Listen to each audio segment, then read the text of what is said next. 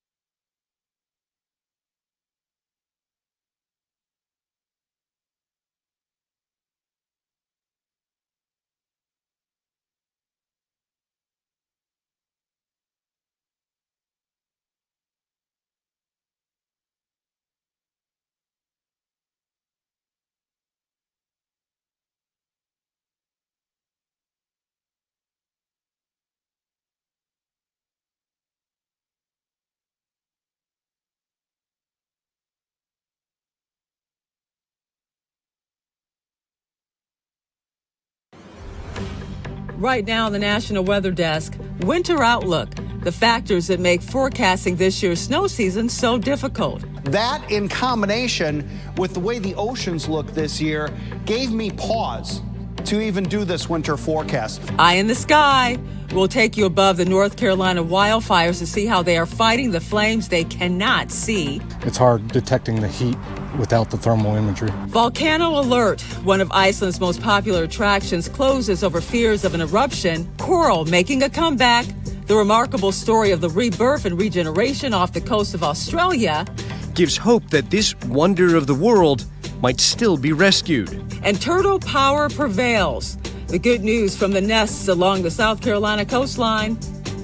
From our nation's capital, this is the National Weather Desk. Good morning, everyone, and welcome to the National Weather Desk. I'm Angela Brown. For the first time in years, California is completely drought-free. The latest map from the U.S. Drought Monitor shows only abnormally dry conditions. In the far northern and southern tips last year, much of the state faced extreme and exceptional drought conditions. Last winter's rain and snow helped to push the reservoirs to 125% above average. As for the rest of the nation, the worst conditions are across the South, actually, with Louisiana and southern Mississippi facing exceptional drought conditions. But there is good news for that region today. More rain apparently is on the way. It started coming down yesterday and now may not let up in some places until tomorrow. Portions of East and South Texas should get the most, but drenching rain is expected from Louisiana to Georgia. The final total could equal a month's worth of rain falling, though, in just a few days. Every year, there is a winter outlook. There are several different sources people can turn to for a prediction of the winter ahead. But this year has been a bit harder to predict than others.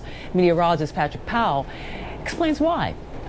This is a graphic from NOAA, National Oceanic Atmospheric Administration, showing the drop in Arctic sea ice over the last 40 years. According to NOAA, we have lost 2.5 million square kilometers of Arctic sea ice in the last 40 years, and that has an influence on the jet stream.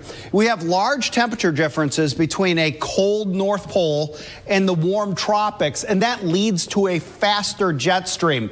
But when the Arctic is significantly warming, and the tropics aren't, the tropics are holding fairly steady, that leads to less of a temperature difference. So you end up with more undulations in the jet stream and much larger waves in a slower moving jet stream. The problem is you don't know exactly where those waves are going to set up. So it leads to extended dry and extended wet patterns and more stubborn and slow moving storms.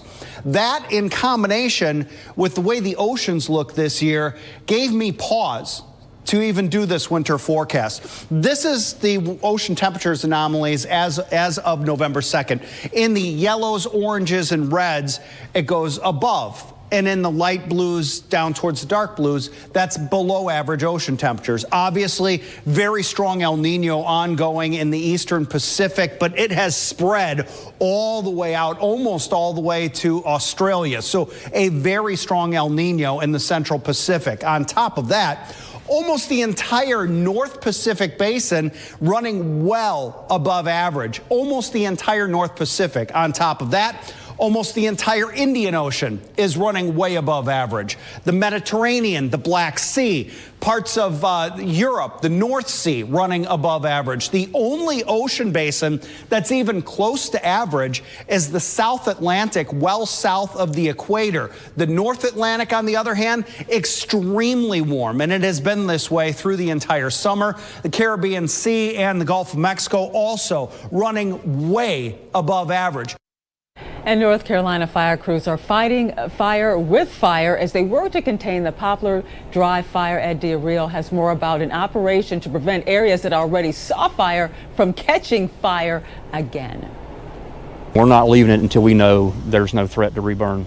Though the Poplar Drive fire has burned over 430 acres, that doesn't mean everything on the trees was affected. As long as leaves are falling from the trees, then that is new fuel available for the fire to feed off of and potentially grow, potentially reignite or re-escape. That's where the burnout comes in. Thursday, crews burned some of the remaining leaves, causing for more smoke to rise. While the operation was planned and controlled, crews will continue to use other tactics to keep more leaves away from containment lines. The hand crews are equipped with backpack leaf blowers, and they're constantly patrolling the fire lines and keeping that leaf litter from piling up on the containment lines. Containment is still at 15%, a number that hasn't increased much, but it also hasn't gotten worse. It's good that we've been there for now 3 or 4 days. That means the fire's not growing. That means the containment lines that we've established are doing their part. Everything's going exactly how we are planning for it to. And technology plays a big role in fighting the North Carolina fires. Justin Berger has more about the aerial help drones provide to those on the front lines. Comparing the daily progress in heat reduction is a lot easier with this in the air. We can give the guys in the field, a list or a map. We have like our tablets that we can put the dots on, and they can walk right to the dot and see it's a stump hole or something. They can put water on it. While flying, the drone takes infrared photos that are then fed to a computer program that spits out the data. We used to call it gridding by hand, and you would literally use the back of your hand and grid for hot spots. And this changes that. It makes it a little easier on everybody. Bishop says there could be thousands of hot spots the drone is seeing, giving crews an exact location where to look the next day. We all can see smoke from the helicopters or from the regular camera, but it's hard detecting the heat without the thermal imagery.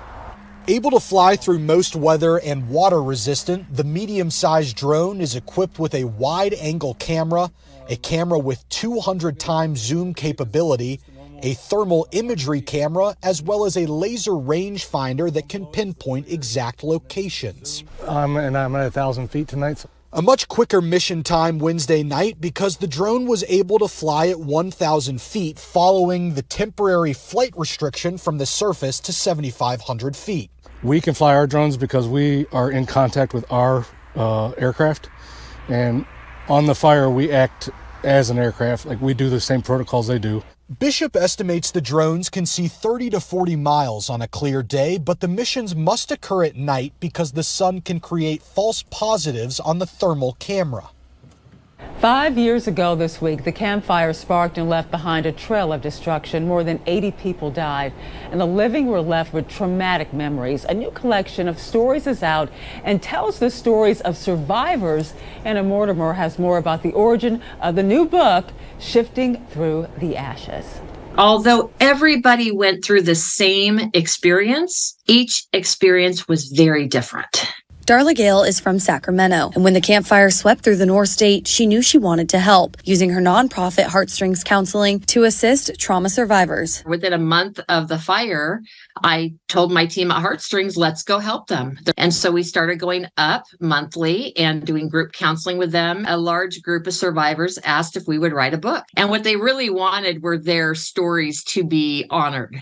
And by doing so, Gail saw the opportunity to also offer PTSD and trauma navigation tips. I thought if we can make this book twofold, so honor their stories, but at the same time, let's add clinical guidance and mental health interventions, tips, resources, so that anybody could get the help that they need. In the book, Sifting Through the Ashes, Gail found that PTSD stands out amongst most survivors. PTSD is like a prison in your brain.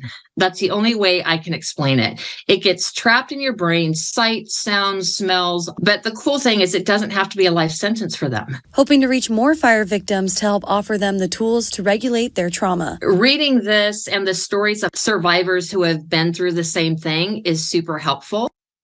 And Iceland's famed Blue Lagoon is temporarily closing this morning. A series of earthquakes has the island nation on alert for a possible volcanic eruption. The Blue Lagoon is a geothermal spa and one of Iceland's most popular attractions. The area around it has seen hundreds of small earthquakes over the last 2 weeks. A volcano just 6 miles away has erupted 3 times since 2021 after being dormant for roughly 800 years. And coming up on the National Weather Desk, we'll head to Australia's Great Barrier Reef for a look at this year's coral spawning season. And we'll find out how hurricanes can spread invasive species.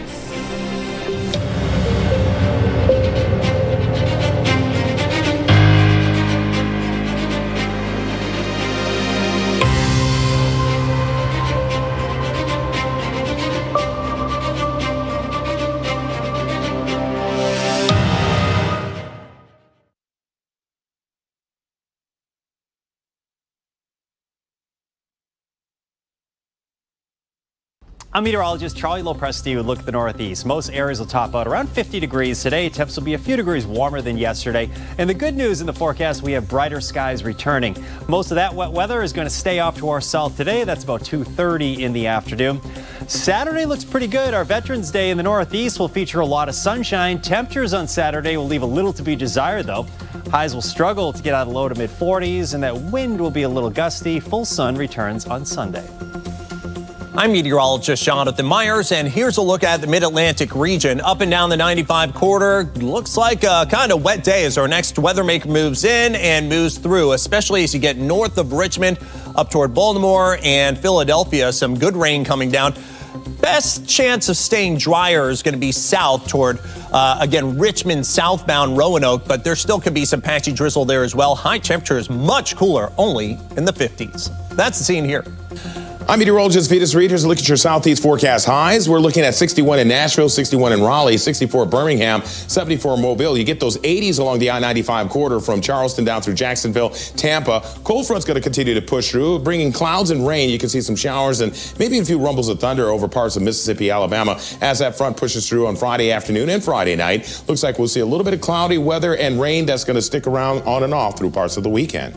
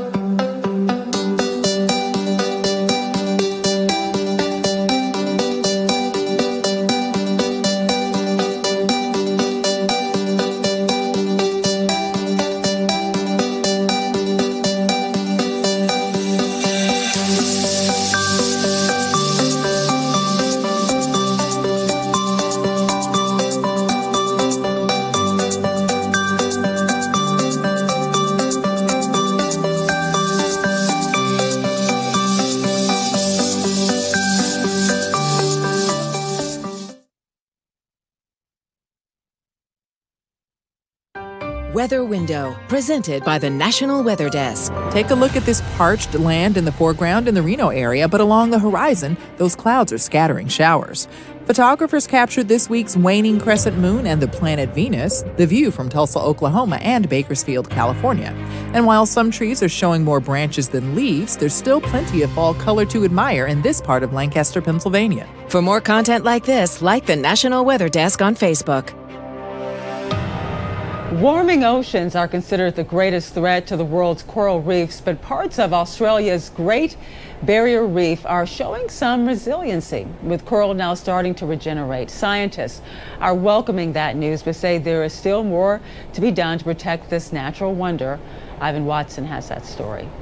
This is coral spawning.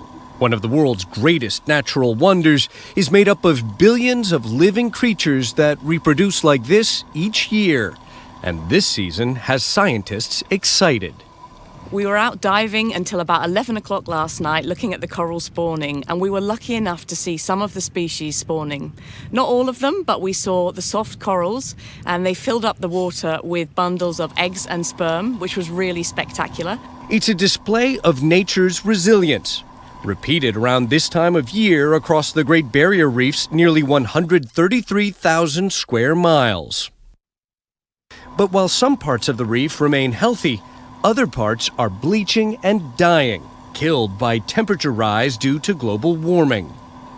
They're a little bit like Goldilocks. They need the temperature and other conditions to be just right. And if they go outside of those boundaries, then we have this phenomenon called coral bleaching. Scientists in Australia are studying ways to boost the chances for successful reproduction. Right now, it is nature that holds the key to the reef's survival. This process of sexual reproduction, which is what's going on, is also one of the ways in which you get natural adaptation to changing conditions. Now, one of the big challenges with climate change is it's happening so fast that it may mean that the genetic variability isn't able to keep up with it. But nonetheless, it's really important that the process is happening. The coral spawning at Moore Reef near the city of Cairns gives hope that this wonder of the world might still be rescued. The speed at which we transition to green energy and the degree to which our planet warms will determine how much of the Great Barrier Reef can be saved. And hurricanes can bring several issues to a community: physical, financial, also emotional. But as Connor Ingalls reports, hurricanes can also bring unwanted species to new communities, upsetting the local ecosystems. After a major storm event, you might have storm surge, you might have downstream inundation, high flow events, and you may get some residual water on the landscape. This might create potential corridors for species to move. Ian Fingston works with the U.S. Geological Survey, specifically tracking the dozens of plants and animals that move around because of hurricanes. But what's the big deal with a snail deciding to start fresh in a new city? Who among us, right? Well, when you move, you presumably don't ruin the local ecosystem. A new species in a place arrives. Maybe it outcompetes another species for food. And so the species that we were previously catching or seeing a lot of is reduced in its abundance, or maybe its size, or maybe there aren't as many of them. And the new species gets more numerous and or bigger and makes more, and eventually sort of edges out, if you will, the original species. And this can also have adverse effects on things like fisheries and nurseries and agriculture. And so then there's also these detrimental effects that occur in the economic realm. Water hyacinth has started popping up in South Carolina waterways. It looks pretty, but it can be a real ugly problem. Just ask our neighbors in the Sunshine State. Down in Florida, entire lakes will fill with water hyacinth, and consequently boaters, fishermen can't get in there. And so that's an economic impact as far as tourism and recreation is concerned. But we can't stop hurricanes. So what can we do? For one, keep an eye out for any potential new critters or plants you see around your neighborhood's waterways, and let the USGS or DNR know if you spot someone who looks like they just moved in. The South Carolina sea turtle nesting season has come to an end. Officials say this year saw a total of over 6,200 nests. That number is higher than average, even though losses were reported from Tropical Storm Idalia. Loggerheads are the most common turtles to dig their nests in the state, but 19 green turtles nests were found as well. This year's weather is being blamed on the loss of at least 6,000 nests, but nationwide, sea turtle nesting numbers have been increasing over the last decade. Well, many people are familiar with seasonal depression, but depending on where you live, the impacts can be different. Tyra Majors is in Seattle, where seasonal affective disorder is more common than you may think. Even though we have an extra hour to sleep, Seattleites may start to experience mood changes as the time and season moves to shorter days and longer nights. Dr. Lisa Shinvason with Polyclinic Seattle says it's more common than most may think. Seattle is the most cloudy city in the continental U.S.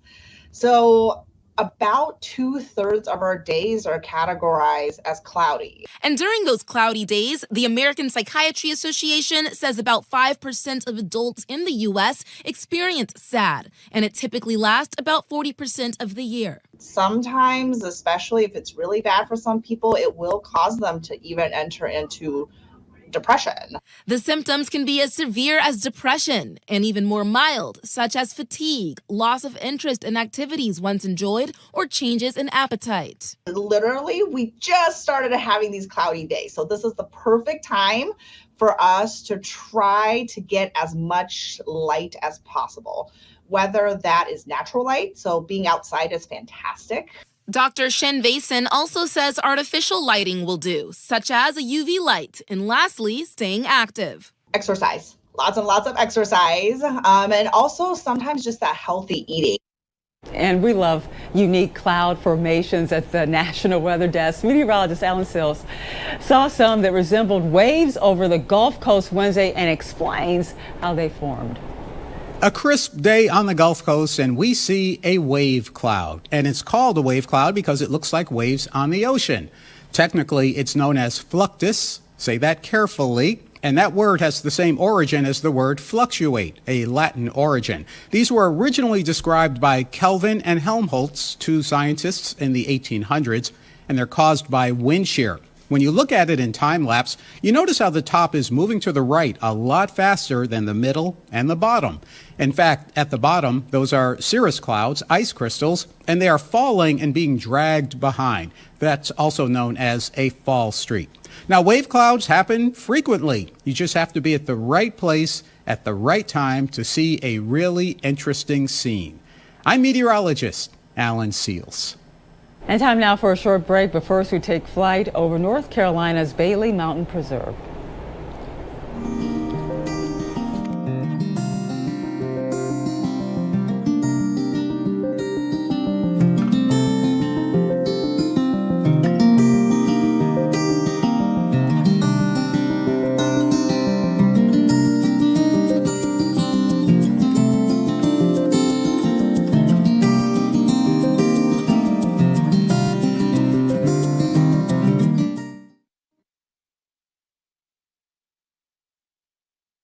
Good Friday morning, everyone. I'm meteorologist Andrew Buckmichael. Taking a look at your weather story across the Midwest here. Dry for most of us. There is some rain kicking out of Kentucky earlier today. And as we move into your weekend, most of the Midwest still continuing to deal with cool temperatures and dry weather for your weekend. Here's a look at Saturday and jumping into your Sunday. Again, most of us continuing to stay dry. A lot of sunshine across the plains on Sunday as temperatures try to start creeping up a little bit more.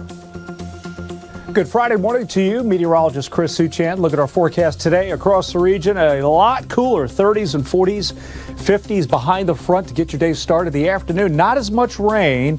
Should be able to get some sunshine, Oklahoma to Arkansas. A little bit more cloud cover, Louisiana and Texas. Rain, South Texas. And then Saturday, the highest rain chance will be along the Gulf Coast, New Orleans, Corpus Christi. The rest of the region, much cooler day there to get the weekend started with highs in the 50s and 60s.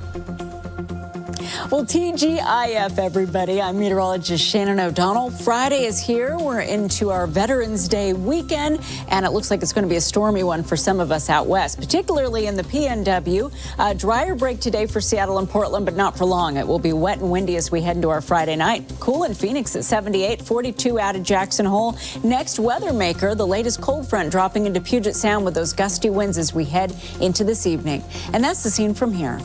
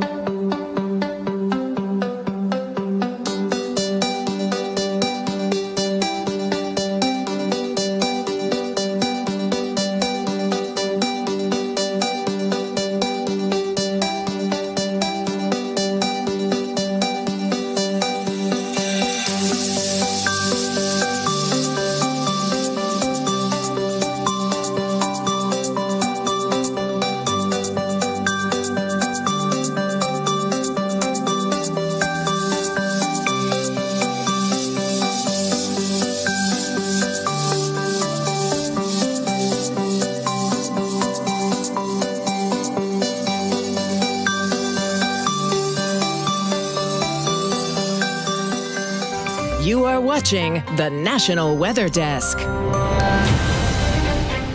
It's Friday, time to check in on how the weather will impact this weekend's football games. Here's meteorologist Katie Morgan. Let's take a look at the forecast. We'll start with your college matchups in Washington, Seattle to be exact, Utah at UW, looking at temperatures in the low 50s. Rain showers possible in Seattle and looking at breezy conditions as well. Will be a cool game. Then we head to Como or Columbia, Missouri, where Tennessee is taking on Mizzou. Looking great here with sunny skies and 60-degree weather. And Michigan at Penn State should be a good matchup here. Lots of sunshine and a bit chilly with temperatures in the mid-40s. Now we take a look at some of your Sunday matchups. Texans in town taking on the Bengals in the Queen City. Lots of sunshine with temperatures in the mid-50s. 72 in Jacksonville, with the 49ers in town taking on the Jaguars. We'll see a chance for a little bit of rain there and some breezy conditions. Sunshine, a few clouds in Baltimore with a temperature at 54. We've got the Browns at the Ravens. Hope you guys are having a great start to your Friday. Have a great weekend.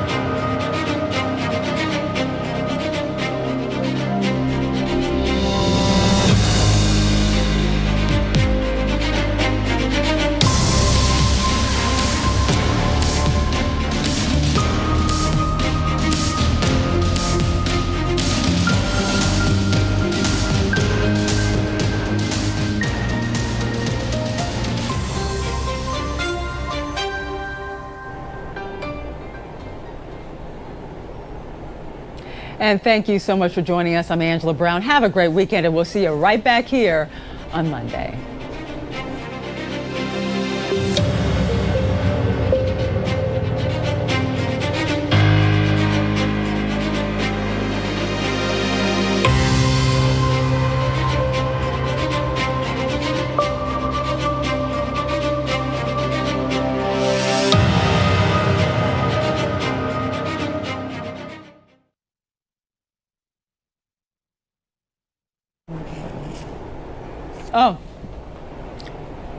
Oh, okay. 3, 2, 1.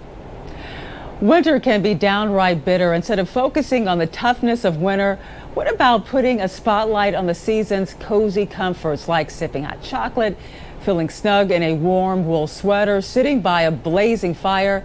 These are part of the Scandinavian mindset of embracing winter. Meteorologist Christian Palacio reports from Wisconsin.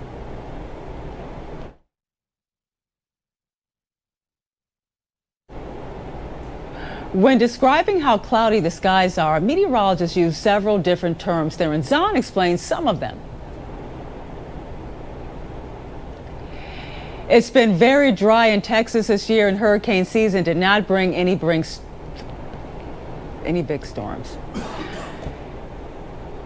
3, 2, 1. It's been very dry in Texas, and this year. Sorry, this is me. 3, 2, 1. It's been very dry in Texas this year, and hurricane season did not bring any big storms, but November is bringing something rare, a spike in mosquito numbers, and Angel San Juan explains. That's how you say his name, right? 3, 2, 1.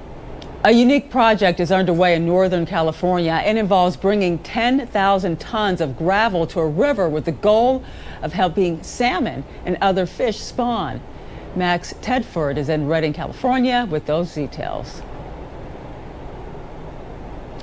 This is rutting season for deer. That means the animals are very active, especially from dusk till dawn. Encountering deer while behind the wheel is all too common and also very dangerous. Cedric Bolton is in Iowa, where police are telling drivers don't veer for deer.